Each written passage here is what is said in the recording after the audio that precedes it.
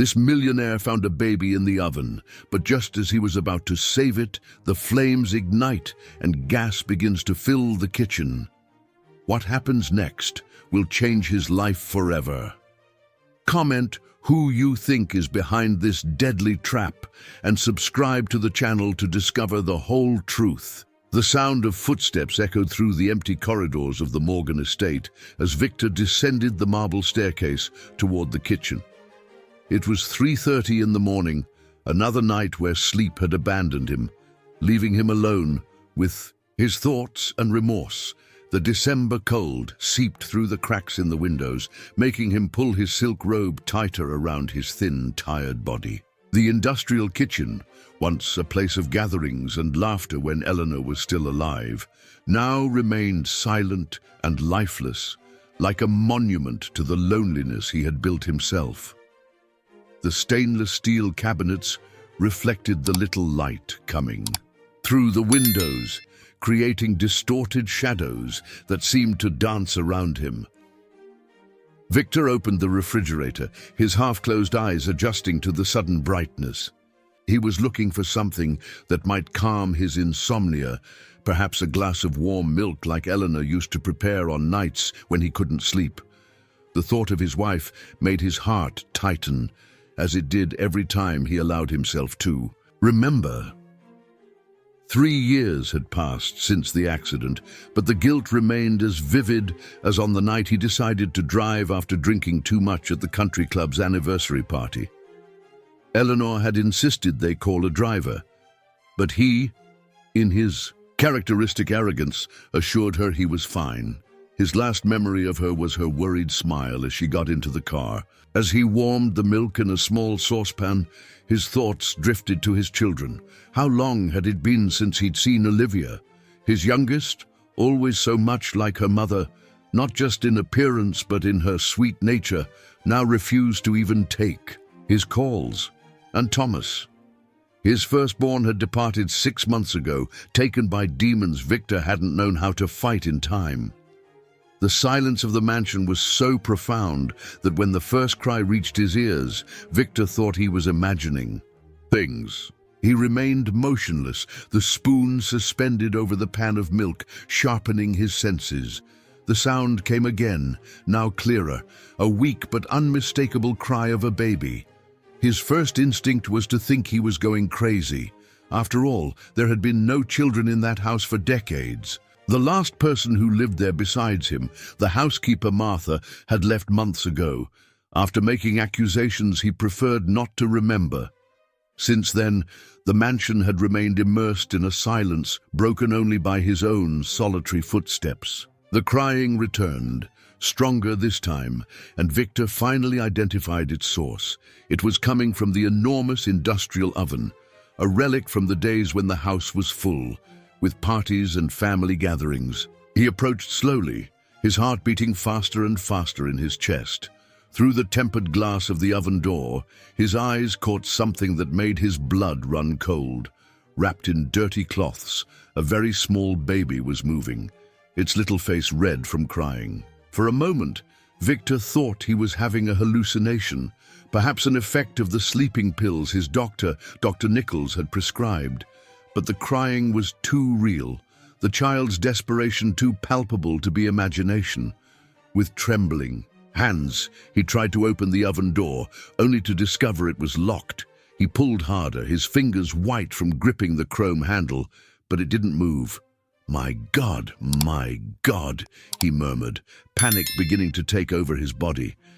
The baby seemed increasingly agitated, its crying growing weaker with each second. Victor ran to the utensil drawer, desperately searching for something he could use to open the door. That's when he smelled it. Subtle at first, but quickly intensifying. Gas. Someone had remotely turned on the stove through the house's smart system. The digital panel flashed red, indicating that all burners were lit at maximum power. "No, no, no!" shouted Victor, running to the control panel on the wall. His hands were shaking so badly he could barely type the emergency code. The smell of gas grew stronger with each second, and the baby's cries weaker. Finally, after 3 attempts, he managed to enter the correct sequence. The burners turned off with a metallic click, but the oven door remained locked. Without thinking, twice, Victor grabbed the fire extinguisher mounted on the wall and, gathering all the strength his 58 years allowed, struck the tempered glass. The impact caused a web of cracks, but it wasn't enough. He struck again and once more, until finally the glass gave way, shattering into thousands of tiny pieces.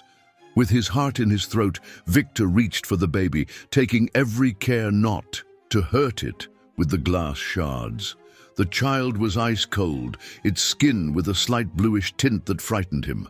Quickly, he removed his own robe and wrapped the baby, pressing it against his chest as he ran to the living room, where the air was cleaner. Only then, under the brighter light of the lamp, could he get a better look at the little creature he had just rescued. It was a girl, couldn't be more than a few months old. Despite the cold and the fright, now that she was warm and safe, her crying had transformed into small hiccups. That's when Victor noticed something shining on her neck, a delicate silver medallion. With still trembling fingers, he held the medallion to read the inscription. Engraved on the polished surface, in delicate letters, was written, "Lily, 5 months." Victor felt a wave of nausea as he realized this hadn't been an accident. Someone had deliberately left this child there with the intention of... He couldn't complete the thought.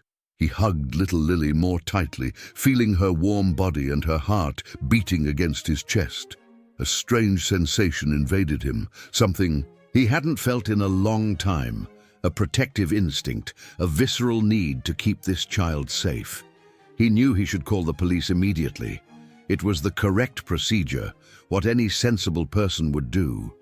But something held him back.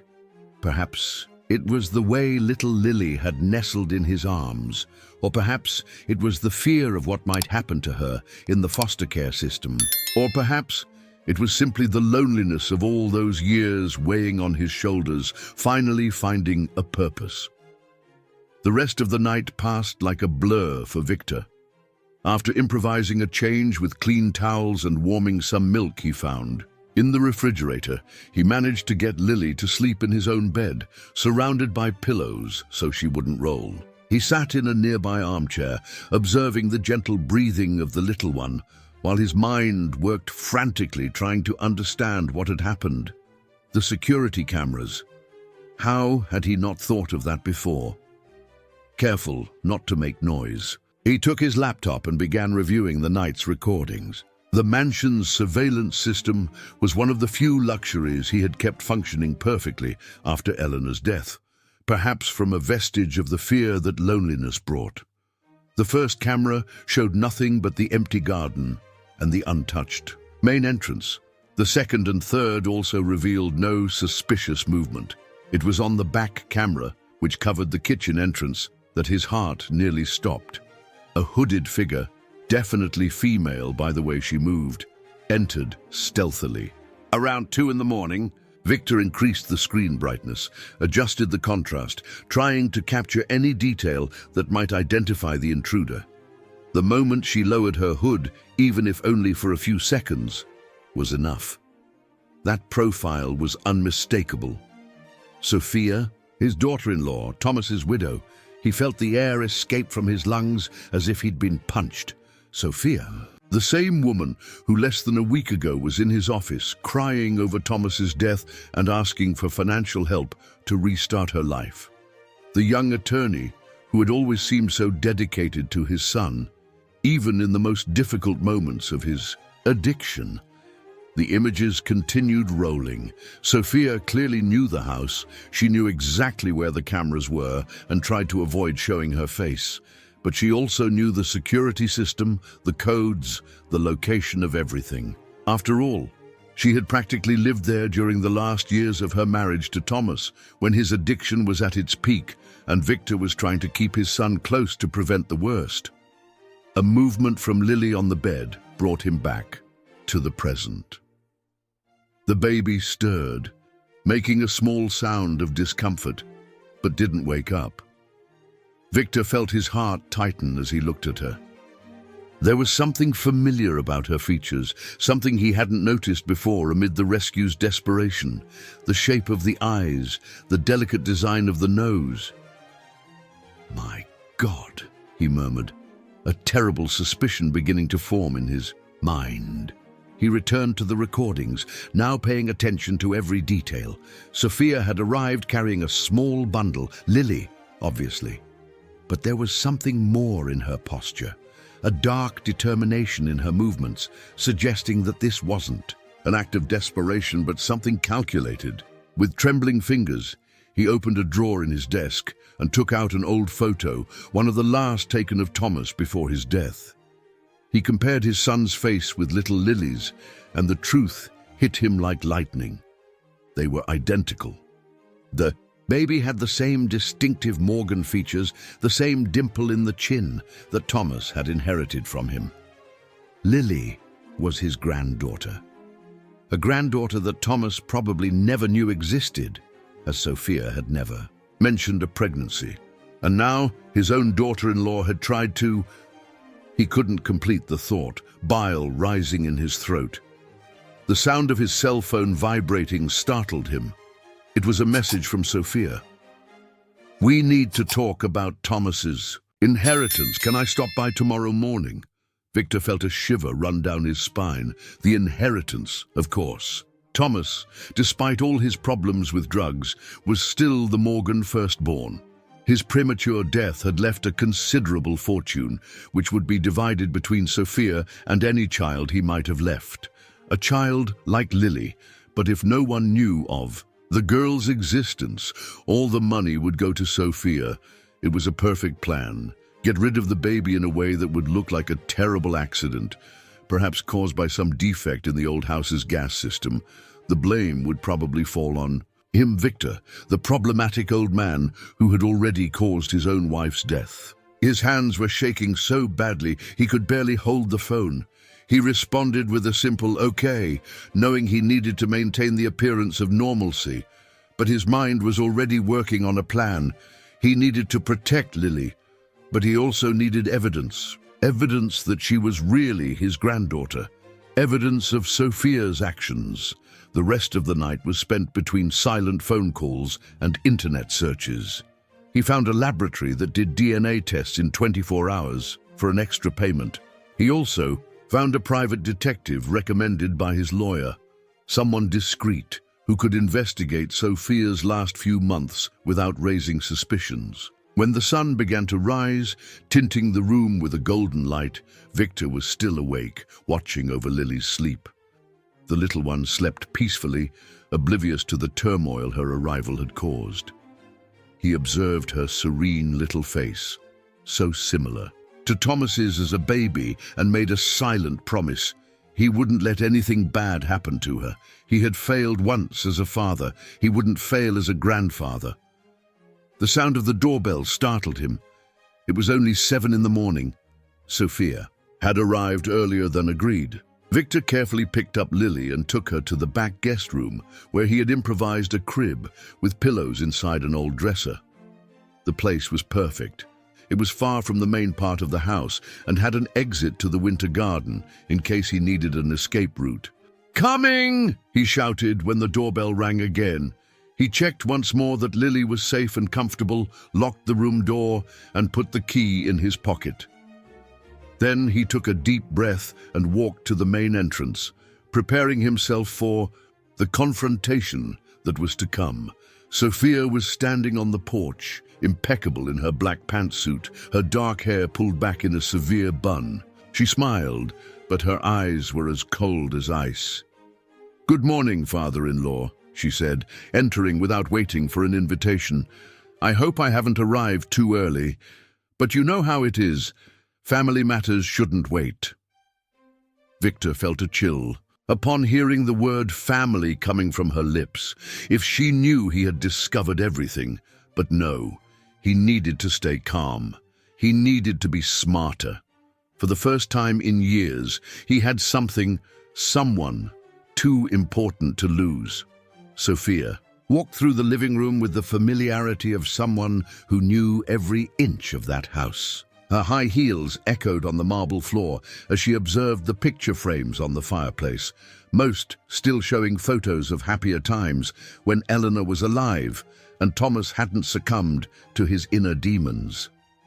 "The house seems so quiet," she commented, running her finger over a dusty frame. "Since the housekeeper left, you haven't hired anyone else? It must be difficult to maintain all this alone." Victor felt a pang in his chest. Martha, the housekeeper, had been practically family for decades before the false accusations of harassment. Now he understood that it must have also been Sophia's work, to further isolate the problematic old man, preparing the ground for what would come next. "I prefer it this way," he responded dryly, indicating the sofa. "Please, sit down. You mentioned you wanted to discuss the inheritance?" Sophia gracefully settled herself, crossing her legs in a studied gesture. "Yes, as an attorney from Kendall and Associates, I've come to bring some documentation that needs your signature. It's related to the transfer of Thomas's assets." She opened her Italian leather briefcase. A gift from Thomas, Victor remembered, bitterly, and began to take out a series of papers. The noise alerted his senses. Back in the guest room, Lily could wake up at any moment. Babies that age tend to cry when... "You've been very alone lately, haven't you?" Sophia's voice interrupted his thoughts. There was a note of false concern in her tone. "Dr. Nichols mentioned you haven't been attending your regular appointments. Your heart condition..." "I'm perfectly fine," he cut her off, taking the papers she was holding out. He began to read, but the letters seemed to scramble before his eyes. He needed to concentrate. Every word could be a trap. "The first document is a waiver of your right to contest," explained Sophia, pointing to a specific paragraph. "Since Thomas didn't leave a will and..." She made a dramatic pause. "Had no children, I am the sole legal heir." Victor felt his blood boil in his veins. How could she lie so naturally? How could she deny the existence of her own daughter while trying to kill her? But he couldn't show that he knew. Not yet. "And the second document?" he asked, keeping his voice controlled. "It's an authorization for the immediate sale of the properties in his name, including the beach house in the Hamptons and the downtown apartment." She smiled, a smile that didn't reach her eyes. "You know how it is. I need to restart my life. 6 months is enough time for mourning, don't you think?"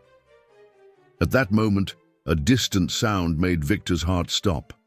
A faint cry, almost imperceptible, coming from the back of the house. Sophia tilted her head slightly, like a predator catching the scent of its prey. "Did you hear that?" she asked, already standing up. "It sounds like a... Must be the cat," Victor quickly interrupted. "A stray cat that sometimes shows up in the garden. Nothing important." Sophia raised a perfectly outlined eyebrow. "Cat? You always hated cats. Eleanor was the one who..." "People change," he cut her off, standing up as well, "especially after they lose everything they love." For an instant, something like guilt passed across Sophia's face. But it was so quick. It could have been just a trick of the morning light. She composed herself, returning to that cold smile. "Speaking of changes," she continued, walking around the room, "I've been thinking, this house is too big for just one person. And with your health problems..."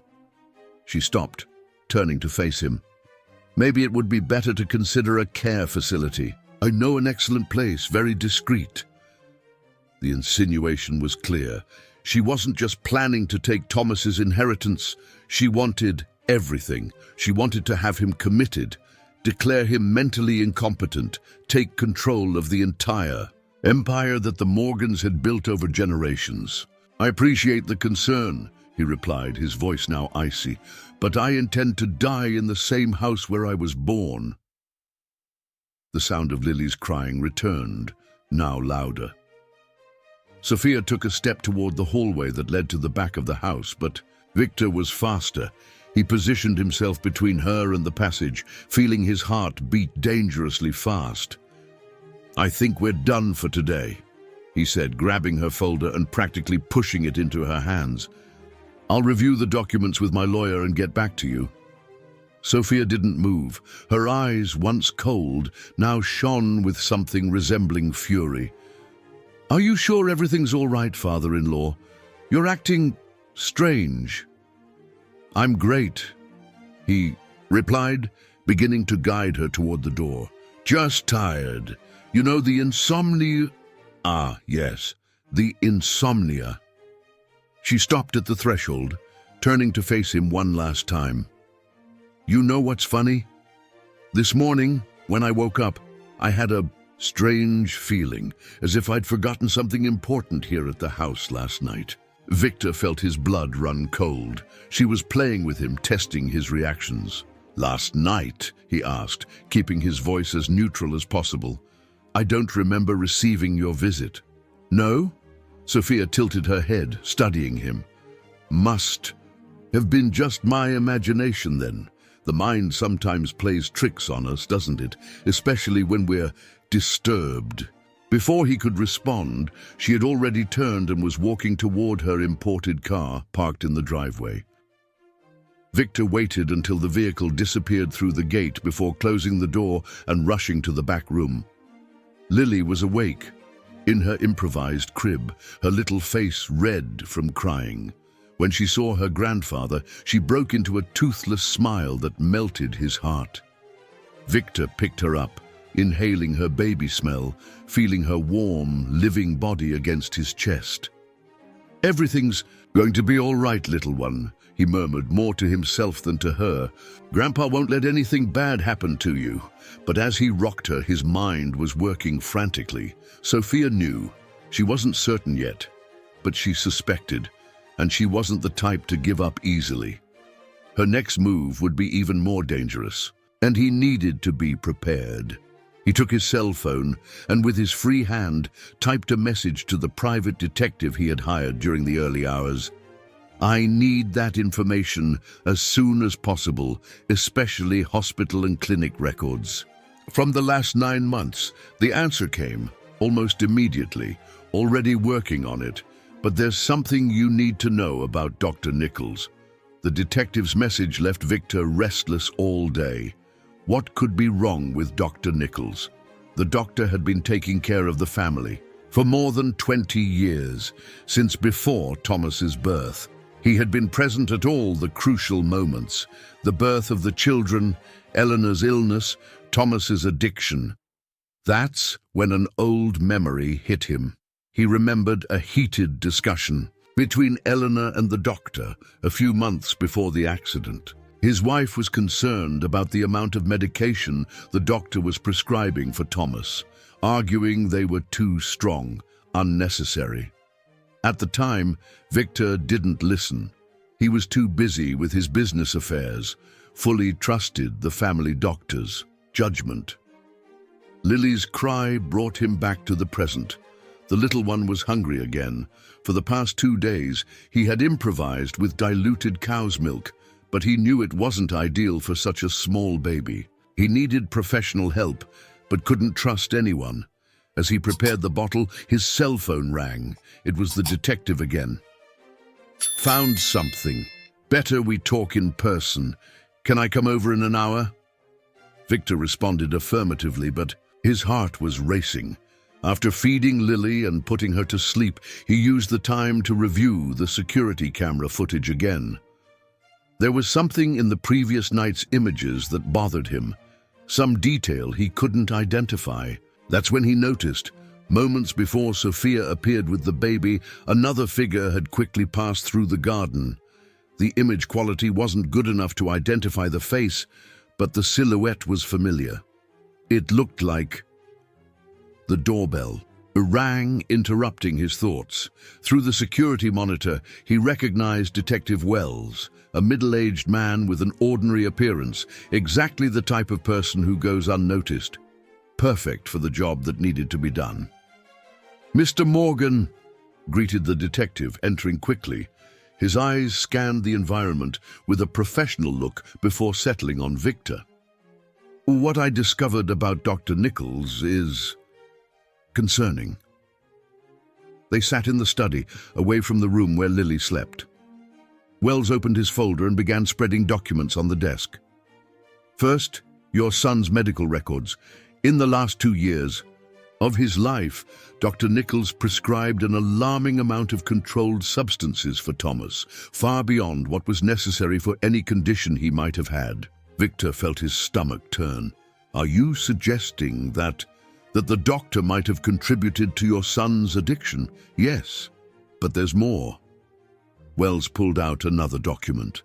We found records of regular deposits into Dr. Nichols' account, coming from a shell company. Guess who the owner is? Sophia, whispered Victor, feeling the weight of the revelation. They're working together. Exactly. And there's more. In the last 6 months, since Thomas's death, Dr. Nichols has been making regular reports about your health status, Mr. Morgan. Reports that were never officially requested by anyone. The implication was clear. They were building a case against him, documenting every small sign of instability, every moment of weakness, preparing the ground to declare him mentally incompetent. About the child, continued Wells, lowering his voice even more, I managed to locate the birth records. Sophia gave birth in a private clinic upstate, using a false name. But DNA doesn't lie. Lily is definitely Thomas's daughter. Victor closed his eyes, feeling the weight of it all. His daughter-in-law and the family doctor had not only conspired to harm him, but had also been responsible for his son's death, and now they wanted to do the same to his granddaughter. The sound of a car parking in the mansion's driveway made both men stand up. Through the security monitor, Victor saw with horror that it was Sophia again, and this time she wasn't alone. Dr. Nichols was with her. Quick, whispered Victor to the detective. Leave through the back. Take these documents and keep them safe. If something happens to me, nothing's going to happen to you, assured Wells, quickly collecting the evidence. I've already contacted some connections. We're building a solid case against them. As soon as the detective left, the doorbell rang. Victor took a deep breath, adjusted his posture and went to answer. Sophia and Dr. Nichols were standing on the porch, both with expressions of concern that seemed rehearsed. Victor, my friend, began the doctor, his voice syrupy with false concern. Sophia came to me very worried about your behavior, said you were acting erratically. I'm perfectly fine, responded Victor, blocking the entrance. You didn't need to trouble yourself coming all the way here. Father-in-law, intervened Sophia, her voice sweet as poison. We just want to help. The doctor brought some medication that can help with your anxiety. At that moment, as if it were a sign from fate, Lily's cry echoed through the house. Sophia's smile transformed into something predatory, while Dr. Nichols's eyes widened in surprise. What was that? Asked the doctor, trying to look over Victor's shoulder. Must be the television, he answered, feeling his heart race. I was watching a movie. No, cut in Sophia, her mask of concern beginning to fall. That's a baby's. Cry, you're hiding something, father-in-law?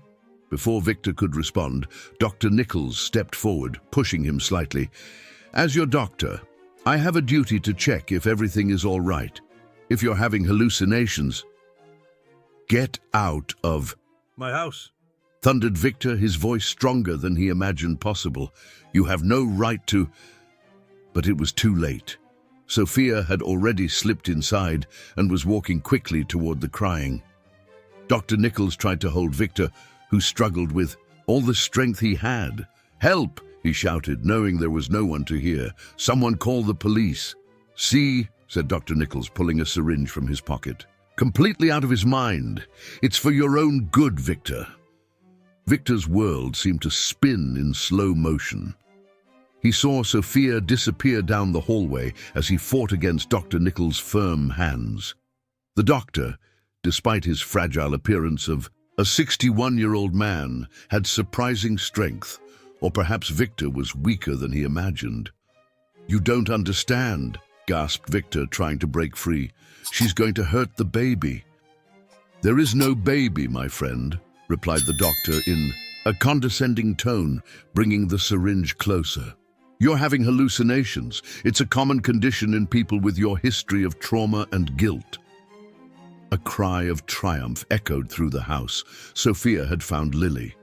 Desperation gave Victor a strength he didn't know he possessed. With a sudden movement, he managed to break free from the doctor, knocking the syringe in the process. He ran toward the back room, his heart beating so hard it seemed about to explode. The scene he found made him freeze at the door. Sophia was holding Lily in her arms, but not as a mother would hold her child. There was something mechanical in her movements, as if the baby were just an inconvenient object that needed to be removed. "So it's true," she said, her eyes shining with contained fury. "You found her. You must be very proud of yourself, aren't you? The old redeemer, saving the poor, abandoned child." "How could you?" asked Victor, his voice breaking. "She's your daughter, blood of your blood." "Daughter?" Sophia laughed, a cold sound without joy. "She's a mistake that almost destroyed everything I've planned for years. Do you know how long I waited to get rid of Thomas? How many years I pretended to be the devoted wife while he destroyed his life with drugs?" Victor felt his legs weaken. You planned his death." "Plan?" She shook her head, still holding Lily carelessly. "Not much planning was needed. Your dear son was already killing himself with the help of our helpful Dr. Nichols. I just accelerated the process a bit." At that moment, Lily began to cry, a sharp sound of discomfort that seemed to split the soul. Sophia shook her roughly, making Victor step forward in panic. "Don't hurt her," he begged. "Do whatever you want with me, but leave the girl alone." "Oh, now you want to negotiate?" Sophia smiled, that cold smile he had learned to fear. "Too late, father-in-law, much too late. You know what I'm going to do now? I'm going to call the police. I'll tell them how I found the senile old man who killed his own wife while drunk, keeping a baby in precarious conditions. How he probably stole the child from some innocent family." "No one will believe you," said Victor, trying to sound more confident than he felt. "No?" She raised an eyebrow. "The respected Dr. Nichols will confirm your unstable mental state. I have records from months documenting your erratic behavior. And who will they believe, the concerned young lawyer or the old man with a history of drinking problems?" As if waiting for his cue, Dr. Nichols appeared at the door, another syringe in hand. "It's better to cooperate, Victor. We'll resolve this in the most discreet way possible." Victor looked around, desperate. He was cornered with no way out. If only he had managed to make a copy of the documents the detective took. If only he had some proof. That's when he noticed. His cell phone was still in his pocket, the recording function activated since Sophia had started talking. Perhaps, just perhaps, it had captured her confession. "You won't win," he said, trying to buy time. "The truth always comes out." "The truth?" Sophia laughed again, rocking Lily in a way that made Victor's heart clench. "The truth is that you're going to a care facility where you'll spend your last days drugged and harmless. This little inconvenience here." She looked at Lily with contempt. "Well, accidents happen, don't they?" "Sophia," Dr. Nichols' voice had a warning tone, "be careful what you say. Walls have ears." "So what? He's delirious, remember? No one will believe a word he says." She turned to Victor, her eyes gleaming with malice. "You know what's most ironic? You could have avoided all this if you had died that night along with Eleanor."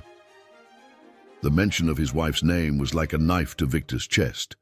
But before he could respond, an unexpected sound cut through the air, knocking at the front door. "Police! Open up!" The color drained from Sophia's face.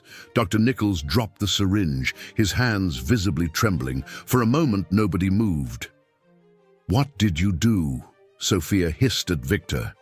He didn't respond. His gaze was fixed on Lily, who was still crying, in her mother's arms. The knocking at the door grew louder. "Last chance. Open up, or we're breaking in." "Quick," whispered Dr. Nichols, pulling Sophia by the arm. "Through the back." But before they could move, a familiar voice sounded from the hallway. Too late. It was Detective Wells, accompanied by 2 police officers, all with guns drawn. "Sophia Morgan," said one of the officers, advancing cautiously, "put the baby down and place your hands where we can see them." For a terrible moment, Victor thought she might do something drastic. Her eyes had a wild, almost insane gleam. But then, as if a mask had fallen, her face transformed. Tears began to stream down her cheeks. "Thank God you arrived," she exclaimed, her voice trembling. He's sick. He kidnapped my daughter. He's been keeping her here. You need to help." "Enough with the act," cut in Wells, taking out his cell phone. "I have the recording of your previous visit right here." And Mr. Morgan very intelligently recorded this entire conversation too, not to mention the evidence we've collected about your transfers to Dr. Nichols. The doctor, who was trying to discreetly back away, was detained by the other officer. "Dr. Nicholas Nichols, you're also under arrest. We have a lot to discuss about your questionable prescriptions." Victor barely registered the rest of the scene. Sophia being handcuffed, Dr. Nichols trying to negotiate, the officers collecting evidence. His eyes and attention were fixed on Lily, who was now safe in his arms, her crying gradually diminishing. As he rocked her, "Everything's going to be all right now, little one," he murmured, kissing her forehead. "Grandpa will take care of you. No one's going to hurt you anymore." But as he watched Sophia being led to the police car, something in the look she gave him made him shudder. This wasn't over yet. Somehow, he knew the worst was still to come. The days following Sophia and Dr. Nichols' arrest were a whirlwind of testimonies, documents, and legal procedures. Victor barely had time to process everything that was happening, dividing himself between caring for Lily and the demands of the judicial process. The little one, oblivious to all the chaos around her, was beginning to adapt to the routine in the mansion, her smiles illuminating even the darkest corners of the house. But the apparent peace was broken one Thursday morning, when his secretary informed him about a call from Sophia's attorney. His daughter-in-law had secured bail through powerful connections in the legal world. Not only that, she was filing a motion to question Victor's mental sanity and his ability to care for Lily. "She's using everything against me," Victor murmured to himself, watching Lily sleep in her improvised crib. The accident with Eleanor, the accusations from the former housekeeper, even his history of depression after Thomas's death. Everything was being distorted to create the image of a mentally unstable man. The phone rang again. It was Rebecca, his social worker, the only person besides Detective Wells he trusted at that moment. "Mr. Morgan, we have a problem. Sophia has obtained a temporary court order for supervised visits with Lily." Victor felt his blood run cold. "But how? After everything she did?" "She's playing the game very well," explained Rebecca, her voice showing concern. "She claims she was suffering from postpartum depression when she left the baby, that she immediately regretted it, and that you're preventing her from reconnecting with her daughter. She has a psychiatric report attesting to her recovery, and everything." Victor's head was spinning. How could Sophia be so manipulative? How could she lie so naturally about wanting to reconnect with the daughter she tried to kill? "And there's more," continued Rebecca hesitantly. "She's spreading rumors about you and Lily." "What kind of rumors?" he asked, though he already feared the answer. "She's insinuating that your obsession with the baby is unhealthy, that you're using her as a substitute for Eleanor, reliving your years as a young father in an unwholesome way." Victor sat heavily in the armchair next to the crib. It was a clever move, using his love for Lily against him, transforming his protective instinct into something sinister in the eyes of the law. "What can I do?" he asked, feeling older and more tired than ever. "We need help," answered Rebecca. "Someone who knows Sophia, who can testify about her true character. Have you thought about contacting your daughter?" Olivia. The name hit Victor like a punch to the stomach. He hadn't spoken to his youngest since Thomas's funeral.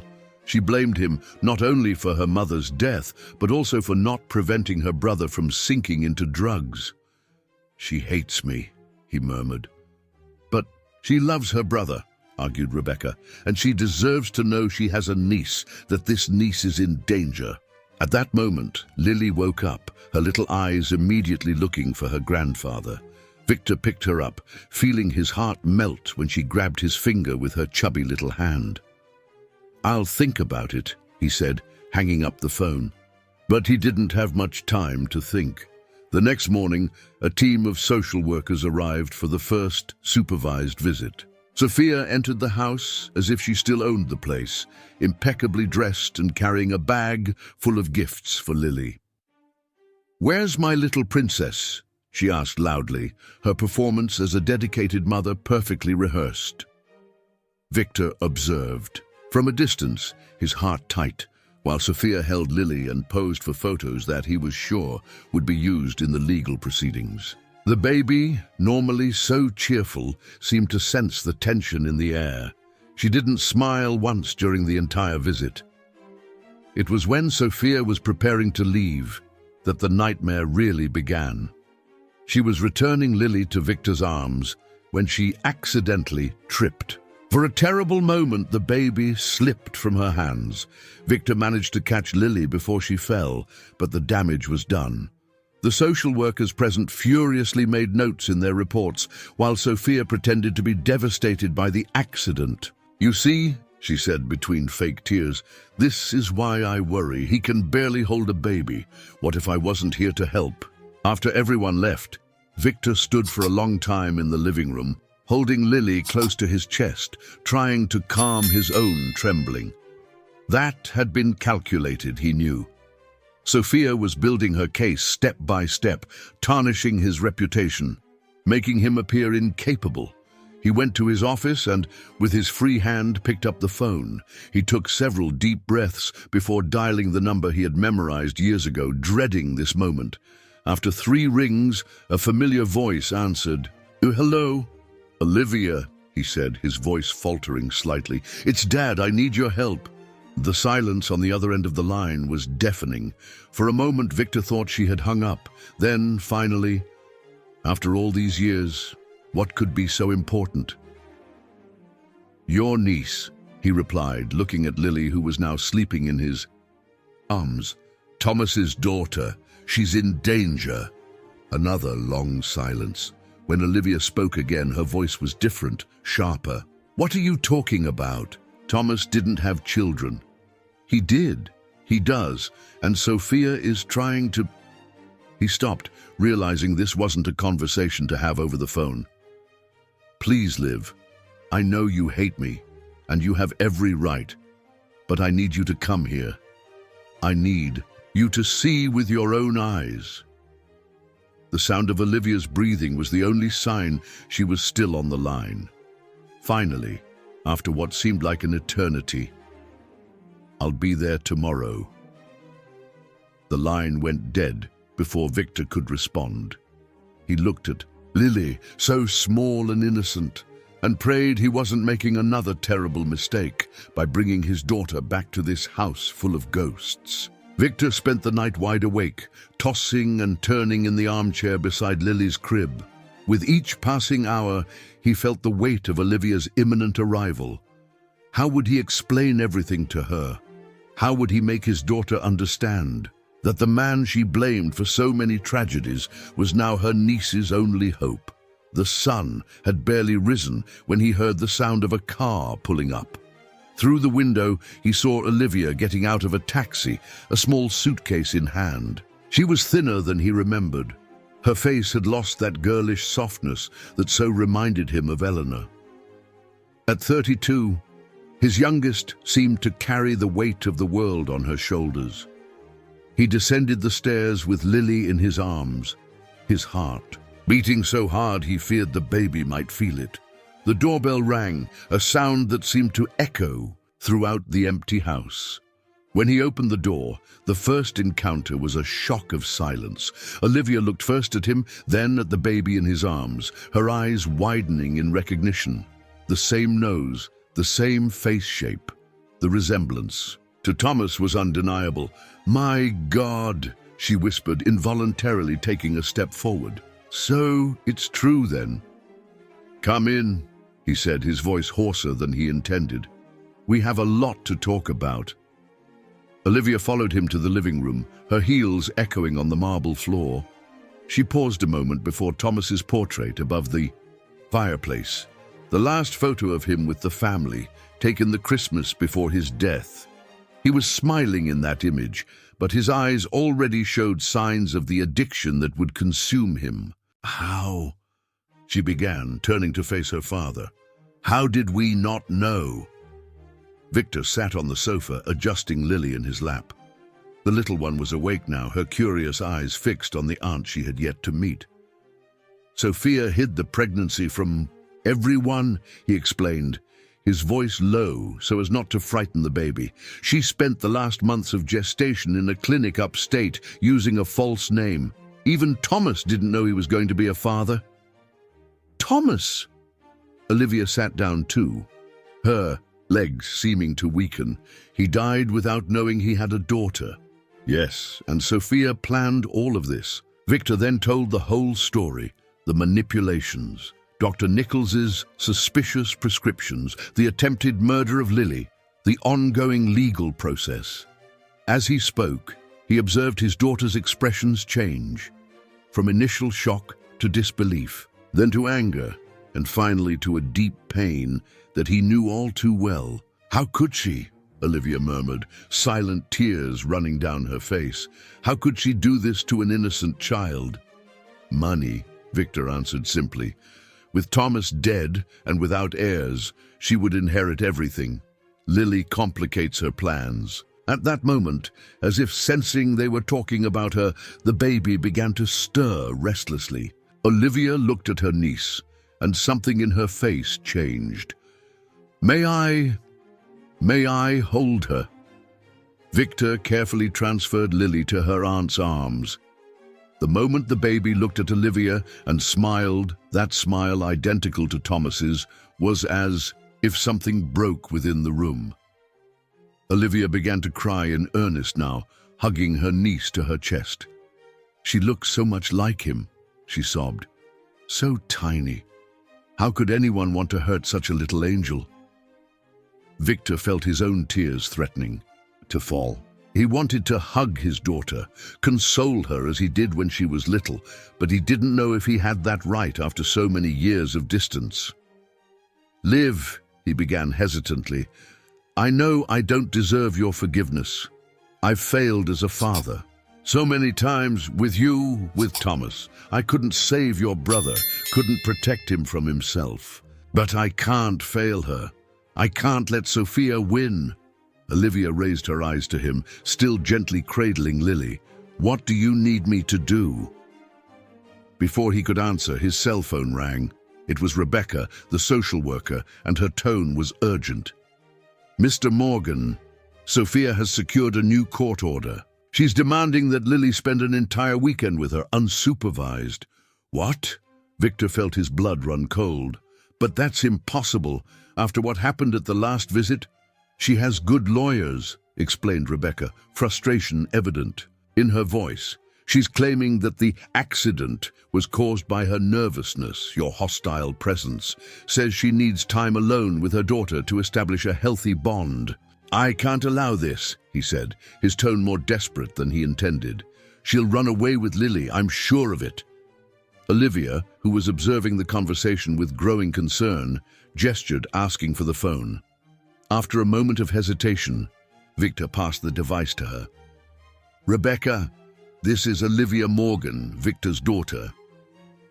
Her voice had taken on a professional tone that he had never heard before. "I'm an attorney specializing in family law. I want to see this court order immediately." There was a pause while Rebecca spoke on the other end. Olivia made several notes in a notepad she took from her purse. her face becoming more serious with each moment. "I understand," she said finally. "No, she's not taking my niece anywhere. I'm going to file a motion to suspend this order today. And get ready, we're going to review this entire case from the beginning." When she hung up, Olivia was different. The hurt girl who had entered the house hours before had given way to a determined woman, a focused professional. "Dad," she said, and the use of that word after so long made Victor's heart skip a beat. "Sophia isn't playing around. She has serious connections in the judiciary. She's moving pieces that shouldn't be moved so quickly." "What can we do?" "First, I need to see all the documents you have.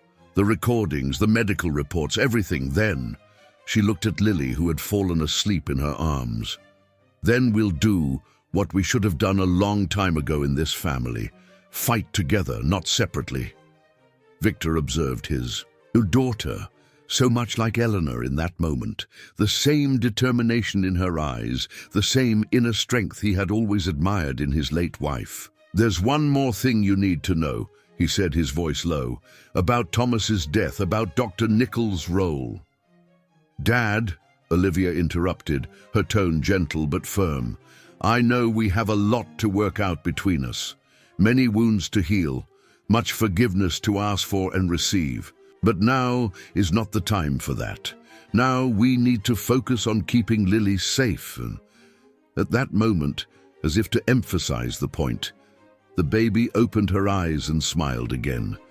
A smile that seemed to light up the entire room, making the shadows of the past recede a little. But the peace of that moment was broken by the sound of another car parking in front of the house. Through the window, they saw Sophia getting out of her black Mercedes, a folder of documents in one hand and her predatory smile on her face. "It's starting," murmured Olivia, standing up with Lily protectively in her arms. "She wasn't expecting to find me here. Let's show her that the Morgans aren't as easy to manipulate as she thinks." The expression on Sophia's face when Olivia opened the door was priceless. For a moment, her mask of confidence faltered, revealing a flash of genuine fear before she could compose herself. "Olivia," she said, forcing a smile. "What a pleasant surprise. I didn't know you were in town." "Well," Olivia responded coldly, still holding Lily, "there are many things you don't know that I know, Sophia." The two women stared at each other for a long moment, measuring strengths. Sophia, always so elegant in her designer outfit, somehow seemed smaller before Olivia's strong presence, who even in simple travel clothes radiated a natural authority. "I've come to get my daughter," declared Sophia, holding up the papers she carried. "I have a court order." "How convenient," commented Olivia, her tone scathing. "You got that order so quickly. Your contacts at the courthouse must be truly exceptional." Victor observed the scene from the living room, his heart beating rapidly. He had never seen his daughter like this, so firm and confident. She reminded him of Eleanor in the days when she managed the family business, before he took complete control of everything. "I don't know what you're talking about," Sophia replied, but there was an almost imperceptible tremor in her voice. "I just want what's rightfully mine. That child." "That child?" Olivia interrupted her, her voice loaded with indignation. "She has a name. It's Lily. She's my niece, daughter of my brother whom you helped destroy." "How dare you!" exclaimed Sophia, stepping forward. "I loved Thomas. I did everything for him." "Everything?" Olivia laughed, a humorless sound. "Like providing money for Dr. Nichols to continue prescribing medications he didn't need? Like hiding your pregnancy from him, denying my brother the chance to know his own daughter?" Sophia visibly paled. Who told you those lies?" "Lies?" Olivia shook her head, adjusting Lily in her arms. The baby, sensing the tension in the air, began to whimper softly. "I have copies here of all the bank transfers, all the forged medical reports, all the evidence of your conspiracy with Dr. Nichols." This is ridiculous, Sophia tried to maintain her composure, but her hands were shaking as she held the papers. I came only to exercise my right as a mother. If you don't hand Lily over to me right now, I'll return with the police. It was then that Victor finally spoke up, his voice calm but firm. No, Sophia, you won't do that. No? She turned to him, her eyes shining with barely contained fury. And who's going to stop me? You, the senile old man who can barely take care of himself. Enough! Olivia's voice cut through the air like a whip. It's over, Sophia. Your little game ends here. I've already filed a motion to suspend your in-court order with more than enough evidence of your manipulations. You can't do that. Sophia was beginning to lose control. You have no right. I have every right, Olivia responded. As the Morgan family attorney and Lily's aunt, I am officially assuming the defense of her interests. And believe me, I know exactly how the gears work that you've been using to gain your illegal advantages. At that moment, another car parked in front of the house. Rebecca, the social worker, got out accompanied by 2 court officers. Mrs. Sophia Morgan? One of them called, approaching with an envelope in hand. I have a summons here. You're being investigated for perjury, tampering with evidence, and attempted homicide. Sophia's face contorted into a mask of hatred. You can't do this to me. You don't know who you're dealing with. Oh, we know very well, replied Olivia, her voice now dangerously soft. The question is, do you know who you're dealing with? Because unlike you, I don't need shady connections in the judiciary. My reputation and my work speak for themselves. Rebecca approached, extending her arms. May I, Olivia? I need to do a quick assessment of Lily, just for documentation. While the social worker examined the baby, who was now calmer, Sophia seemed to shrink before everyone's eyes. Her arrogant posture gave way to something more desperate, more dangerous. This isn't over, she whispered, backing toward the door. You don't know half of what I'm capable of. Actually, interrupted Victor, we do.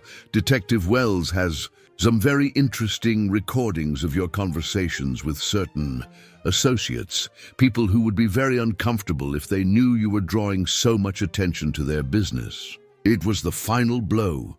Sophia staggered as if she'd been slapped, her face losing its last trace of color. Without saying anything more, she spun on her heels and practically ran to her car. After she left, a heavy silence fell over the room. Rebecca finished her assessment, confirming that Lily was perfectly healthy and well cared for. The court officers also left, leaving copies of the documents that made official the suspension of Sophia's court order.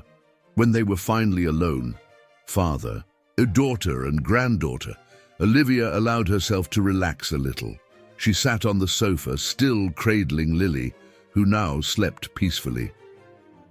She'll be back, she said softly. You know that, don't you, Dad? Victor nodded, sitting beside her. Yes, but now we're prepared, we're together. Olivia looked at him, her eyes softening for the first time since she'd arrived. You know, when you called yesterday, my first instinct was to hang up. I had so much anger stored up, so much hurt. I know, he replied, his voice breaking. And you have every right. I was a terrible father. You were, she agreed, but without harshness. But maybe it's not too late to be a good grandfather, to do things differently with her. She looked at Lily, caressing her sleeping little face. At that moment, Olivia's phone rang. She looked at the number and frowned. It's from the hospital where Dr. Nichols is being held. Apparently, he wants to make a full confession. Victor felt a shiver run down his spine. That could be good or very bad. Only one way to find out, Olivia replied, carefully passing Lily to her father's arms. I'm going there now. Stay with her, and please, lock all the doors securely. I don't trust Sophia's desperation. As he watched his daughter leave, Victor couldn't help but think about how life took strange turns. Here he was, with his granddaughter in his arms, reconnecting with his daughter through a tragedy that could have completely destroyed his family.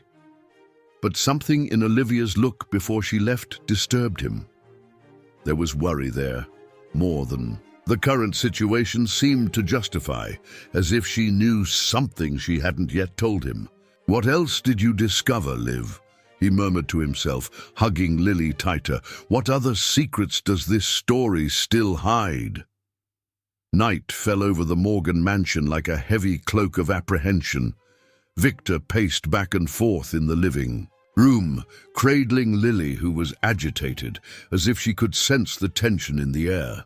It was already past 9, and Olivia had not yet returned from the hospital. Her messages were short and vague. "Still talking with Dr. Nichols. Need to verify some things. Don't go to sleep, Dad. We need to talk when I get back." The sound of the wind against the old windows of the house made him nervous. Every creak, every shadow seemed to hide a threat. Sophia's words echoed in his mind. "You don't know half of what I'm capable of." Finally, around 10 o'clock, he heard the sound of Olivia's car parking. But she didn't come in immediately. Through the window, Victor saw her sitting in the car, her head resting on the steering wheel, as if she needed a moment to compose herself. When she finally entered, her face was pale and tense. Without saying a word, she went straight to the bar and poured herself a shot of whiskey, something Victor had never seen her do before. "Liv," he called softly. "What happened? What did Dr. Nichols say?" She downed the drink in one gulp, made a face, and then turned to face him. "Dad, I need you to sit down. What I discovered, it's worse than we thought." Victor sat on the sofa, still holding Lily in his arms. The baby had finally fallen asleep, oblivious to the storm that was about to break over them. "Dr. Nichols confessed everything," Olivia began, her voice trembling slightly, "not just about Thomas's medications, but about a much larger scheme. He and Sophia, they didn't start with Thomas." "What do you mean?" "Dad!" Olivia sat beside him, her eyes shining with unshed tears. "They were also responsible for Mom's accident." The world seemed to stop for a moment. Victor felt as if all the air had been sucked from his lungs. "No, it can't be. Dr. Nichols admitted that he had been altering your medication for months before the accident. The pills he prescribed for your blood pressure, they were different from what he said. They caused dizziness, drowsiness, and that night..." She paused, taking a deep breath. "That night, Sophia made sure you drank more than usual." Memories of that fateful night flooded his mind. The strange taste of the whiskey, Sophia's insistence that he have just one more, the way Eleanor tried to prevent him from driving. "My God," he whispered, feeling nauseous. I killed Eleanor." "No, Dad." Olivia placed her hand over his. "You were manipulated. They planned everything. They wanted you to feel guilty, to isolate yourself. It was part of the plan." "But why? Why do this to Eleanor?" "Because Mom discovered something. In the last weeks before the accident, she was investigating some irregularities in the companies. Suspicious transfers, inflated contracts. Dr. Nichols said she started asking questions about certain clinics that were receiving payments from the company." Victor closed his eyes, remembering how agitated Eleanor had been in those days, how she spent hours in the office reviewing documents. At the time, he attributed it to her natural dedication to the business. "And there's more," continued Olivia, her voice now almost a whisper. "Sophia isn't acting alone. She's just the tip of something much bigger. Dr. Nichols mentioned an organization, powerful people who use the network of clinics as a front for..." Dad, are you okay?" Victor had suddenly gone pale, his heart beating irregularly in his chest. It was too much. The guilt, the revelation, the weight of all those years living a lie. Lily began to cry, sensing his agitation. "Here, give." To me, Olivia said quickly, taking the baby. Where's your medicine? In the study, he managed to murmur, his voice weak. Olivia ran to get the medication, still holding Lily. When she returned, she found her father hunched over on the sofa, breathing with difficulty.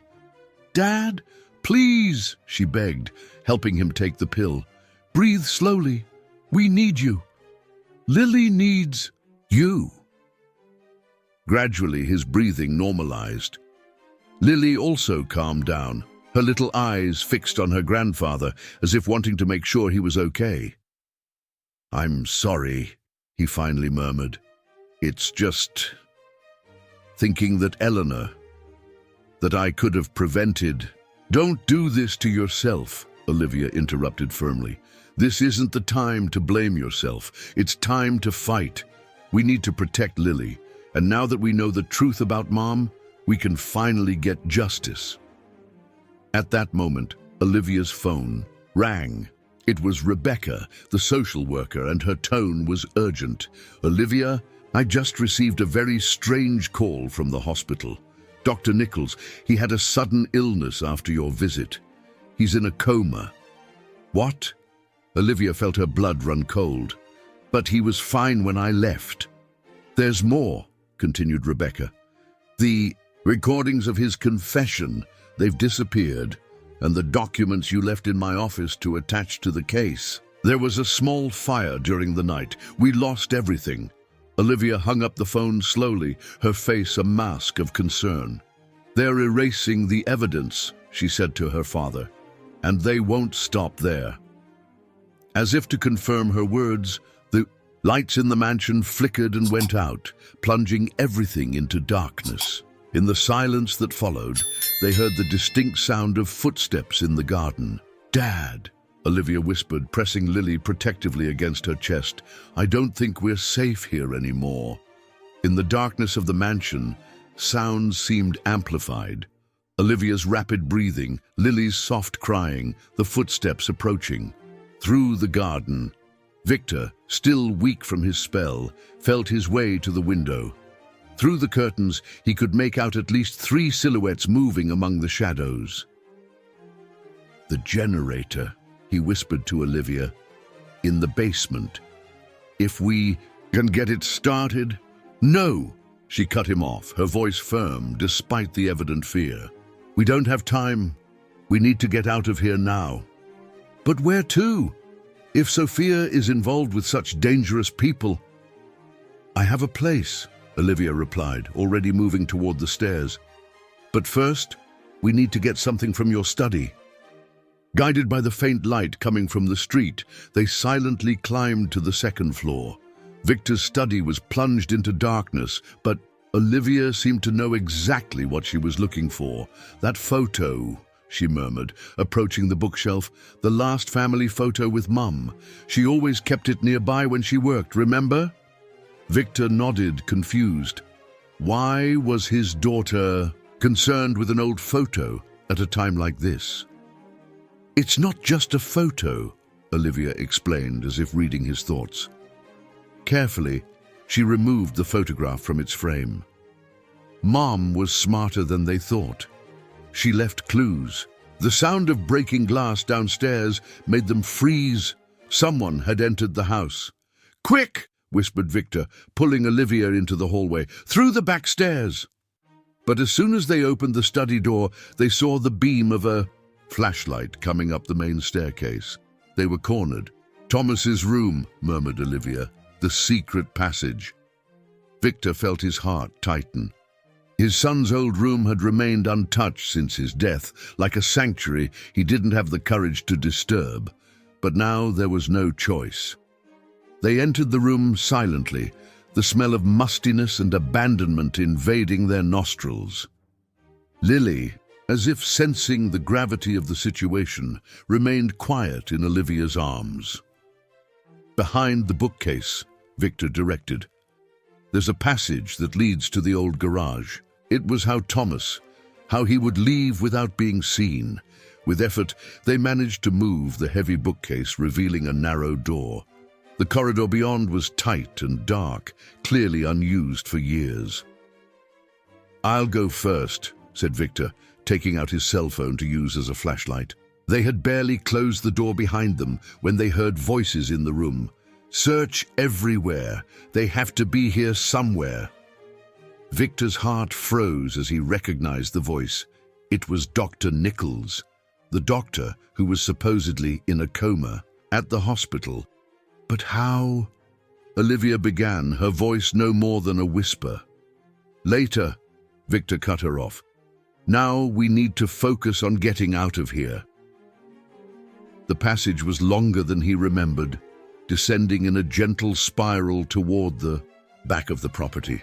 The air was heavy and stale, and cobwebs brushed against their faces as they advanced. Finally, after what seemed like an eternity, they reached another door.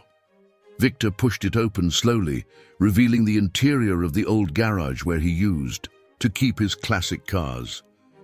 "This way," he said, guiding them between the tarps covering the vehicles. "There's an exit that leads to the side street." But when they reached the garage door, they found it locked, and not with the usual padlock. "Someone changed the lock," Victor murmured, pulling at the door in vain. "They knew," said Olivia, her voice trembling slightly. "They knew about the passage. They knew all our possible escape routes." The sound of footsteps above them confirmed her words. Someone was coming down toward the garage. "Dad," Olivia whispered urgently, "I need you to take Lily and protect her. No matter what happens, no matter what you hear, keep her safe." "What are you talking about? I'm not going to leave you." "Dad," she interrupted him, her eyes shining with fierce determination. "Trust me. I have a plan, but I need you to trust me completely." Before he could protest, she placed Lily in his arms and took something from her pocket. It looked like a small electronic device. "When I give the signal," she continued, "run to the black Chevy. The key is under the driver's mat. Drive to the address I'm going to give you now. Memorize it. We can't risk writing it down. Liv, you're scaring me." "There's no time to explain." She quickly whispered the address in his ear. "There are people there who will help. People Mom trusted." The footsteps were closer now. The door to the secret passage opened with a creak. "Mr. Morgan?" Dr. Nichols' honeyed voice echoed through the garage. "No need to make this more difficult than it already is. We just want to talk." Olivia pressed the small device in her hand. "Protect Lily," she whispered to her father. "And remember, Mum left the answer in the photo. She knew this day would come." Before Victor could stop her, Olivia stepped out from behind the car where they were hiding. "Looking for me, Doctor?" Her voice sounded strong and clear in the dark garage. "Ah, Olivia," the doctor replied, his tone falsely paternal. "Good to see you've decided to be reasonable. Now if you could tell us where your father and little Lily are." "First," she interrupted, "let's talk about how you managed to get out of the hospital so quickly, and about why Sophia isn't here personally. Has she finally realized she's just a disposable piece in a much bigger game?"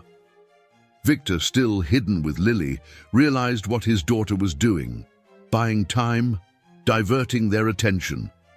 But for what? The answer came seconds later when Olivia pressed the device in her. And suddenly, all the lights in the garage came on, revealing not only Dr. Nichols, but also 3 armed men. The moment of surprise was all she needed. "Now, Dad!" Olivia shouted. What happened next seemed to unfold in slow motion. Victor, with Lily safe in his arms, ran to the Chevy, while Olivia activated the garage's emergency sprinklers, creating a curtain of water between them and their pursuers. "Don't let them escape!" Dr. Nichols bellowed, but his voice was muffled by the sound of the garage's automatic doors opening. Another effect of Olivia's device. Victor managed to reach the car and find the key exactly where his daughter had said it would be. With trembling hands, he placed Lily in the back seat and started the engine. "Liv!" he shouted, seeing his daughter still keeping the men at bay. "Go!" she replied. "We'll meet there. Trust me." With a broken heart, Victor accelerated the car out of the garage, the sounds of confusion diminishing behind him. In the back seat, Lily began to cry, as if understanding they were leaving someone important behind. "Everything will be okay, little one," he murmured, more to himself than to his granddaughter. "Your Aunt Liv is strong. She'll make it." But as he drove through the night, following Olivia's memorized instructions, he couldn't shake the feeling that they had just entered a battle much bigger than they imagined. And somewhere, hidden in an old family photo, Eleanor had left clues about how to win it. The city streets passed like blurs as Victor drove, his hands gripping the steering wheel so tightly that his knuckles were white. At every traffic light, every corner, his eyes checked the rearview mirror, fearing to see familiar headlights following them. In the back seat, Lily had finally fallen asleep, exhausted after so much crying. The address Olivia had whispered led him to an old residential neighborhood far from downtown. He stopped in front of a modest house with a small, well-kept garden. It looked like the kind of place where a normal family would live. Except it was 3 in the morning and the living room light was on. Before he could decide whether he should ring the doorbell, the door opened. A woman of about 70 appeared, her white hair pulled back in a simple bun. "I've been expecting you," she said simply. "I'm Martha." Victor felt his heart skip a beat. Martha, his former housekeeper, the same one who had left the mansion after accusing him of harassment, but her face now showed no sign of the bitterness from that time. "Come in quickly," she continued, looking worriedly at the street. "It's not safe to stay exposed." Still dazed, Victor carefully picked up Lily so as not to wake her and followed Martha inside. The house was small but cozy, with simple furniture and many photographs on the walls. With a quick glance, he recognized Eleanor in several of them. You knew my wife?" he asked, his voice hoarse with emotion. Martha indicated an armchair for him to sit in and, with expert gestures, took Lily from his arms. "Eleanor was more than my employer, Mr. Morgan. She was my friend, and more importantly, she was my partner in the investigation." Investigation. Yes, that's why I had to leave the house that way. The false accusations, they were a cover. Eleanor and I were getting too close to the truth, and she needed someone on the outside to continue in case. Martha stopped, swallowing hard. In case something happened to her. Victor felt the weight of decades of lies and misunderstandings crashing down on his shoulders. As Martha placed Lily in a crib that was already set up in the living room, he took the photo from his pocket, the one Olivia had insisted on taking. "Olivia said Eleanor left clues here," he murmured, more to himself than to Martha. The former housekeeper approached, adjusting her reading glasses. "Ah, yes, the photo from that last Christmas. Eleanor was very clever. She hid everything in plain sight." Carefully, Martha removed the photo from the envelope where Olivia had stored it. Turning it against the light, she pointed to tiny, almost invisible marks on the back. "Morse code," she explained. Eleanor knew it would be too risky to leave. Clear evidence, so she used something that only a few people would know to look for. How did you know about this?" Martha smiled sadly. "Because that's how we communicated when things started getting dangerous. Eleanor discovered irregularities in the accounts of some clinics. At first, they seemed like common discrepancies, insurance fraud. But the deeper she dug, the darker it got." Victor closed his eyes, remembering Eleanor's last months alive, how she would spend sleepless nights in the office, how she always seemed tense, worried.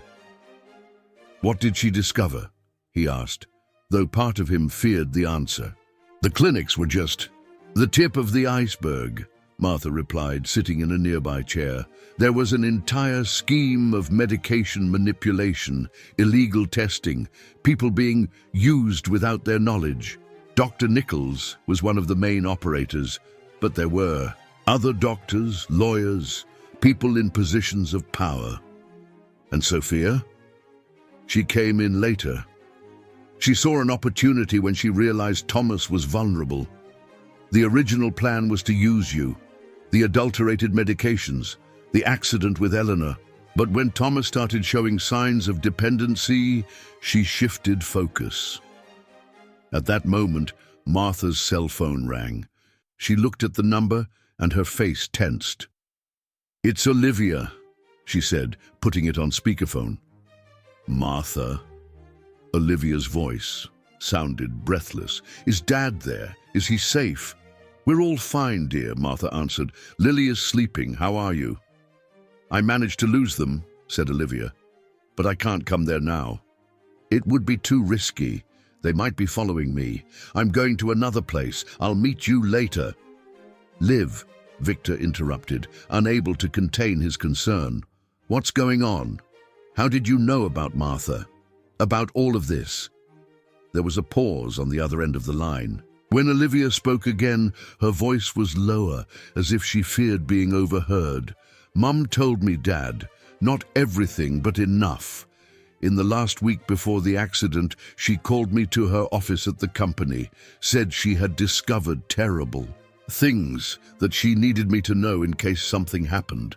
She gave me a sealed envelope and made me promise I would only open it if she wasn't here anymore." Victor felt tears burning his eyes. "Why did you never tell me?" "Because Mom asked me not to, said you needed to be protected, that the less you knew, the safer you would be. She knew they would come after her, Dad. She knew she was marked." A sob escaped from Victor's chest. All that time, all that guilt he had carried, and Eleanor had tried to protect him until the end. "But now," continued Olivia, her voice gaining an urgent tone, "we need to act quickly. What happened tonight? At the mansion proves they're desperate. Dr. Nichols faking his own hospitalization. Sophia missing. They know we're close to exposing everything. What can we do?" asked Victor. "Martha knows the next step. Dad, I need to hang up now. Keep Lily safe. And Dad?" "Yes." "Mom knew this day would come. She knew that eventually the truth would surface. In the envelope she gave me, there was a letter for you."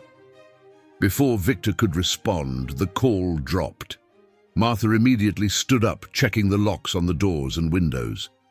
"I'll prepare a room for you and the little one," she said. "Tomorrow morning we need to move. This place is no longer safe." "Wait," called Victor. The letter Eleanor left." Martha paused at the door, turning to him with a gentle look. "It's kept in a safe place, but before you read it, there's something you need to see. Something Eleanor discovered and hid all these years. Something that will change everything you thought you knew about that night." At that moment, Lily began to stir in her crib, mumbling in her sleep. Victor rose to calm her, but his thoughts were miles away, with Olivia, alone somewhere in the city, and with Eleanor, who even after so much time was still trying to protect her family through the clues she had left. But as he cradled his granddaughter, a new worry began to grow in his chest. If Eleanor had foreseen all this, if she had prepared so thoroughly, what else did she know? What terrible secret had she discovered that made her such an important target? The sun had barely risen when Martha woke Victor. He had managed to sleep only a few hours in an armchair next to Lily's improvised crib. His body ached, and his heart even more. "We need to go," Martha said softly, already packing some things in a bag. "It's not safe to stay in one place for too long." As Martha prepared a bottle for Lily, Victor observed his former housekeeper with new eyes. Her movements were precise, methodical, not those of a simple domestic employee, but of someone trained for emergency situations. "Who are you really, Martha?" he finally asked. She stopped what she was doing and stared at him for a long moment. "I was a police officer for 20 years, she finally answered. "I retired after investigating a corruption case that ended up being covered up. Eleanor, Your wife found me when she began to suspect irregularities in the clinics. She needed someone with experience, someone who could help her investigate without drawing attention. And that's why you came to work in our house. Yes, it was the perfect cover. Nobody suspects the elderly housekeeper who serves coffee and makes the beds. She smiled sadly. Eleanor was brilliant, you know. She could see patterns where others only saw random numbers. She was the first to notice that something was wrong with the clinic records. A soft cry interrupted the conversation. Lily had woken up. Victor picked her up, inhaling her baby scent, which, even amid so much chaos, could still calm his heart. "Where are we going?" he asked as Martha finished preparing the bottle. "To a place Eleanor prepared years ago, an apartment registered under another name where we kept all the evidence we collected." She handed the bottle to Victor. "But first, I need to show you something Eleanor left specifically for this moment." Martha went to a picture frame on the wall and removed it, revealing a small safe. With precise movements, she entered a combination. "Olivia's birth date," she explained, seeing Victor's questioning look. "Eleanor knew you'd never guess it. You were always terrible with dates." From inside the safe, she took out a yellowed envelope and a flash drive. "The letter is here," she said, extending the envelope to him. "But before you read it, you need to see what's on the flash drive. These are the real recordings from that night." "Recordings? What recordings?" "From the night of the accident. Eleanor had cameras installed in the car. Another thing you didn't know about. She suspected something might happen." Victor felt his legs weaken. He needed to sit down, still, holding Lily, who was calmly taking her bottle. Martha connected the flash drive to an old laptop. These images were never shown to the police. Eleanor had a system that automatically sent a copy to a secure server. The screen flickered, showing the interior of the car on that fateful night. Victor saw himself, younger, but already carrying that air of arrogance he now so regretted. Eleanor was in the passenger seat, visibly tense, but there was something else, something he didn't remember. "Sophia?" he murmured, incredulous. "She was in the car?" "Watch," Martha said simply. In the recording, Sophia was in the back seat, leaning forward between the front seats. She was serving more drink into his glass, insisting that he celebrate the big news. "What news was that?" asked Victor, straining his memory. "Keep watching." On the screen, Eleanor was becoming increasingly agitated. "Enough, Sophia." Her voice sounded clear in the audio. "That's it for today. Victor, let me drive." "Don't be a killjoy, Eleanor." Sophia's voice had a syrupy tone that now sounded obviously fake. "Your husband just closed the biggest deal in company history. He needs to celebrate." But there was something strange about the way Sophia was serving the drink. The camera caught a moment when she looked directly at Eleanor. A look loaded with something that seemed like triumph. "The toxicology reports after the accident," Martha said softly, "never showed the presence of a specific substance. Something that, combined with alcohol, causes severe disorientation and loss of consciousness in minutes." Victor felt his stomach turn. On the screen, he could see himself becoming increasingly confused, his movements uncoordinated. It wasn't just the alcohol, it was something more. "Eleanor noticed," Martha continued. "Watch." In the recording, Eleanor had taken out her cell phone and was typing something discreetly. Sophia in the back seat noticed too. "What is she doing?" asked Victor, his voice barely coming out. "Sending evidence. All the documents she had gathered, all the records of irregularities in the clinics." Eleanor knew something was going to happen that night. She had prepared everything. The recording continued, showing the final moments before the accident. Eleanor trying to grab the steering wheel, Sophia in the back seat with a smile that now seemed diabolical, himself losing control of the car. Martha paused the video before the impact. "You don't need to see the rest. The important thing is that now you know. It wasn't your fault, Victor. It was a trap, carefully planned." Lily had finished her bottle and was now playing with the buttons on her grandfather's shirt, oblivious to the weight of the revelations that were destroying and reconstructing his world. Why? His voice failed. He took a deep breath and tried again. Why didn't Eleanor tell me she suspected something? Because you were being manipulated too, Martha answered. The medications Dr. Nichols had been prescribing for months were altering your perception, your judgment. Eleanor realized this, but she knew that confronting them directly would be too dangerous. So she prepared all this evidence, to protect the family, to ensure that when the time came, the truth would surface. Martha picked up the envelope with the letter. I think you're ready to read this now. But before she could hand over the letter, Martha's cell phone rang. It was a message from Olivia. They found the safe apartment. Everything was destroyed. I'm okay. But we need a new plan. Martha cursed under her breath. We need to go. Now. But the letter. Take it with you. Read it when we're safe. She was already gathering the essentials in a bag. We have to leave before... The sound of tires screeching in the street interrupted her. Through the reflections in the window glass, they saw two black cars stopping in front of the house. The back door, whispered Martha, already pushing Victor with Lily toward the kitchen. There's a passage through the neighbor's basement. Eleanor thought of everything. But when they opened the kitchen door, they found Sophia standing there, a gun pointed directly at them. No, she didn't think of everything, she said, her cold smile more threatening than the gun itself, because even Eleanor couldn't predict that I would discover your little hideout through the person you least expected. Time seemed to freeze in that moment in the kitchen. Victor instinctively pressed Lily against his chest, while Martha positioned herself slightly in front of them like a shield. Put that gun down, Sophia, said Martha, her voice calm but firm. You don't want to do this. No? Sophia laughed, a cold sound without humor. You have no idea what I want, what I'm capable of. She took a step forward, the gun still pointed. Now, give me the child. Never, growled Victor, taking a step back. Oh, father-in-law. Sophia shook her head, as if disappointed with a stubborn child. Still don't understand that you have no choice, that you never had?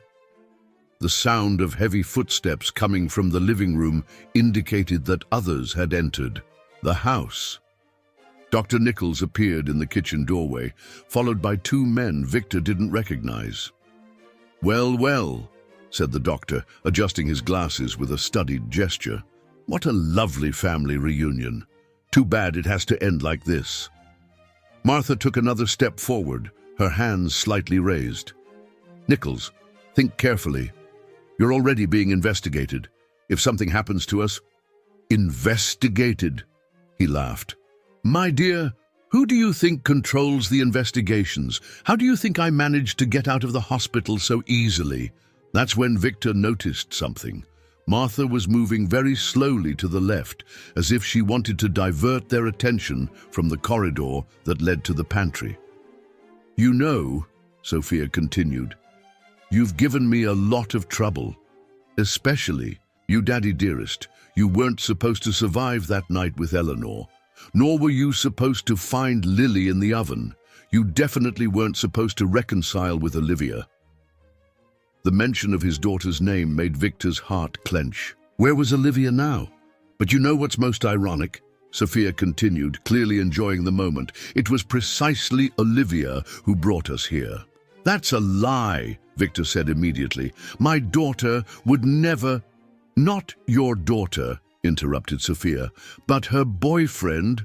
Well, let's just say he works for some very interesting people. Martha tensed beside Victor. Mark, she whispered, the social worker. Bingo! Exclaimed Sophia with false cheer. Isn't the old lady smart? Yes, Mark has been our eyes and ears for months. He's the one who discovered this place, the evidence Eleanor left. At that moment, Lily began to cry, frightened by the raised voices. The sound seemed to awaken something in Sophia. Her eyes gleamed with barely contained fury. "Shut that. Child up," she ordered, her voice sharp. "That crying gives me a headache." "She's your daughter," said Victor, trying to calm his granddaughter. "How can you—" "She's a mistake," shouted Sophia, her composure finally breaking. "A mistake that should never have been born. Thomas shouldn't even have been able to. He was so drugged at that time." "My God," murmured Victor, the realization hitting him like a punch. You took advantage of his condition." "Please," Sophia rolled her eyes. "Don't be so dramatic. It was just strategy. I needed to secure my share of the inheritance, in case something went wrong. But then that idiot went and killed himself before I could finalize the divorce." "You monster!" Martha took a threatening step toward Sophia, but stopped when the gun turned directly toward her. "Oh no, my dear," smiled Sophia. "Let's not do anything hasty." "Doctor?" Dr. Nichols advanced, taking a syringe from his pocket. "You know, Mrs. Martha, I've always admired your loyalty to Eleanor, but now we need to ensure that some secrets remain well kept." It all happened very quickly. One moment, Martha was standing in front of Victor. The next, she had thrown herself at Sophia. The gun went off, the sound deafening in the small space of the kitchen. Lily began to cry even louder. Taking advantage of the confusion, Victor ran toward the pantry. He heard shouts behind him, another shot, the sound of something heavy falling. "Get him!" Sophia's voice sounded hysterical. The pantry corridor was dark, but Victor knew the way. Martha had explained it to him earlier in case they needed to escape.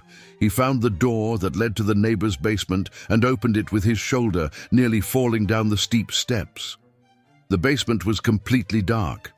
Trying to control his heavy breathing and Lily's sobs, Victor felt his way among boxes and old furniture. Martha had said there was an exit to the backyard.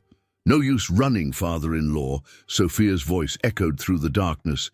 "There's no way out. And you know what else? I'm tired of these little games." The sound of footsteps on the stairs. Victor hid behind an old bookcase, cradling Lily against his chest, trying to calm her. "Want to know the truth?" continued Sophia, her voice closer now. "About why Eleanor really died. About what she discovered that made her so dangerous." More footsteps. A flashlight beam cut through the darkness. "It was much bigger than some clinic fraud," she said. "Eleanor discovered something that could bring down very powerful people. Something that involved experiments, testing on patients without authorization. A network that extends throughout the country." The flashlight beam passed near where Victor was hiding. He held his breath. "And you know what's most interesting?" Sophia's voice had an almost dreamy tone now.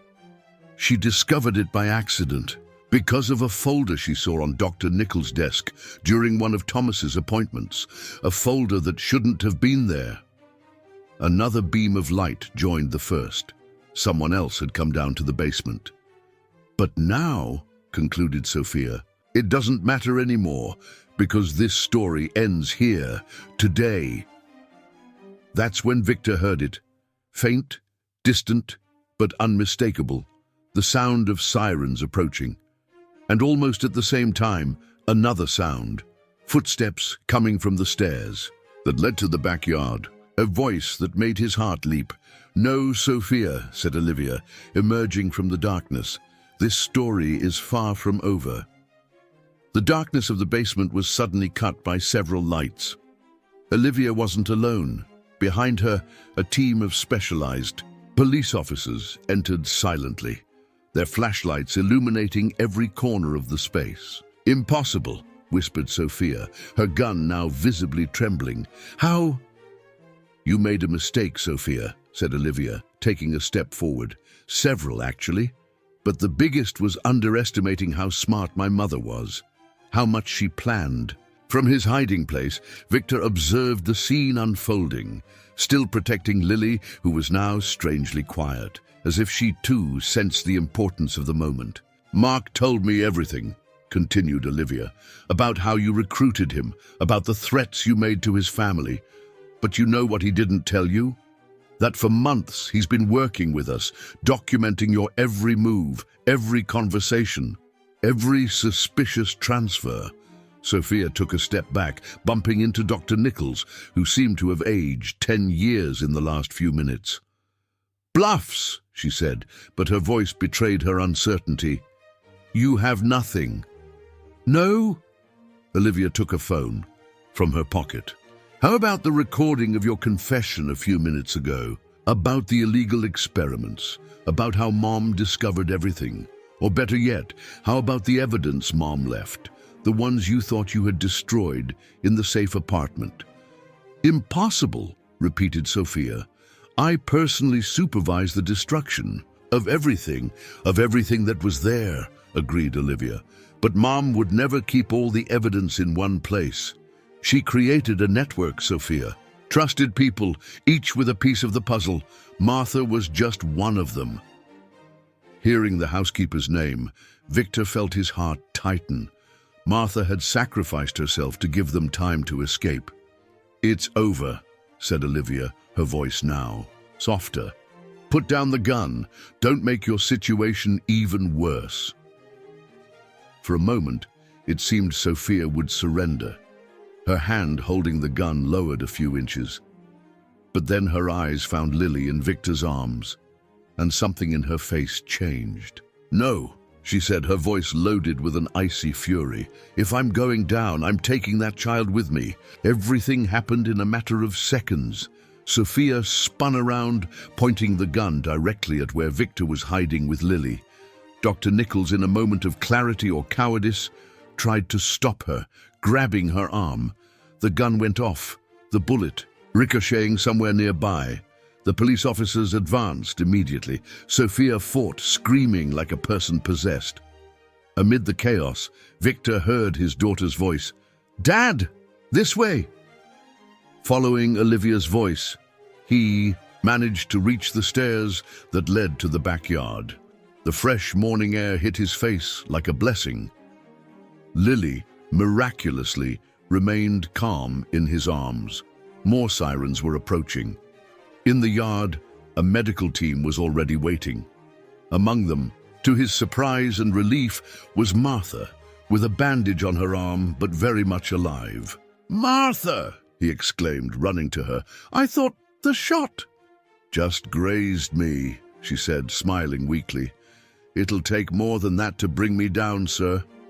Olivia emerged from the basement shortly after, accompanied by police officers, escorting a handcuffed Sophia and Dr. Nichols. Sophia had stopped screaming, but her face was contorted into a mask of hatred that made her unrecognizable. "Is it really over?" Victor asked his daughter quietly when she joined them. "Almost," Olivia replied. She took an envelope from her pocket, Eleanor's letter. "I think it's time for you to read this." With trembling hands, Victor passed Lily to Martha and opened the envelope. Eleanor's handwriting, so familiar even after so many years, made his eyes burn. "My beloved Victor, if you're reading this, it means my suspicions were correct. It means I'm no longer there to protect our family personally. But it also means the truth has finally come to light. I know you must be blaming yourself for the accident, for not realizing what was happening, for failing our children. But I need you to understand, none of this was your fault. You were also a victim, though. You didn't know it. The altered medications, the manipulations. They wanted you out of the way because they knew that if you discovered the truth, you would be relentless in seeking justice. What I discovered in the clinics was just the tip of the iceberg. There is an entire system of powerful people profiting from others' suffering. Sophia was just a piece, albeit a cruel and ambitious one. But more important than all of this, you need to know that I never stopped loving you. Even in the most difficult moments, even when it seemed we had lost each other, my love remained intact. Our children, take care of them, Victor. Especially Olivia. She's stronger than you imagine, more like me than anyone realizes. She will be essential when the time comes. And finally, I know it seems impossible now, but there will be light after this darkness. Our family will find a way back to happiness, different perhaps from what we dreamed, but no less special. Trust Martha, trust our daughter, and most importantly, learn to trust yourself again. With eternal love, Eleanor. When Victor finished reading, he realized he wasn't the only one crying. Olivia had tears freely running down her face, and even Martha was disguising her emotion while rocking Lily. She knew, Olivia murmured. Mom knew this day would come, that we would be together again. At that moment, as if understanding the importance of the moment, Lily let out a cheerful giggle, stretching her little arms toward her grandfather. Victor took her, feeling his heart lighter than it had been in years. 6 months later, the Morgan mansion was unrecognizable. Heavy curtains had given way to light fabrics that let the sunlight stream in freely. The garden, once abandoned, now flourished with vibrant colors, and the most common sound in the corridors was Lily's laughter, who had recently begun taking her first steps. Olivia had moved back home, occupying the old East Wing with her niece. Martha had stayed too, no longer as a housekeeper, but as an indispensable part of the family. Sophia and Dr. Nichols had been convicted, along with several others involved, in the clinic scheme. The investigations were still continuing, revealing more and more branches of the criminal organization that Eleanor had discovered. That Sunday morning, as he watched his family gathered for breakfast, Olivia trying to get Lily to eat without making too much mess, Martha preparing more coffee, Victor found himself looking at Eleanor's portrait on the wall. There was a new sparkle in her eyes in the photograph, or perhaps it was just his imagination, but he could swear she was smiling a little more, as if approving of what she saw. "You were right, my love," he murmured to the portrait. There was light after the darkness. "Grandpa," Lily's voice cut through his thoughts. "Grandpa, look!" She had managed to grab a spoon by herself and was now trying, with all the seriousness her 18 months allowed, to eat her oatmeal without help. "Look at that!" he exclaimed, sitting beside his granddaughter. "Who's the smartest girl in the world?" As Lily laughed, pleased with the praise, Victor felt a peace he hadn't experienced in years. Eleanor was right. Happiness had found its way back to his family. Different, unexpected, but no less special. And there, on that Sunday morning, with the sun streaming through the windows and the sound of his granddaughter's laughter filling the house, Victor finally understood. Sometimes you have to lose everything to discover what truly matters. And sometimes it's through the eyes of a child that we find our redemption.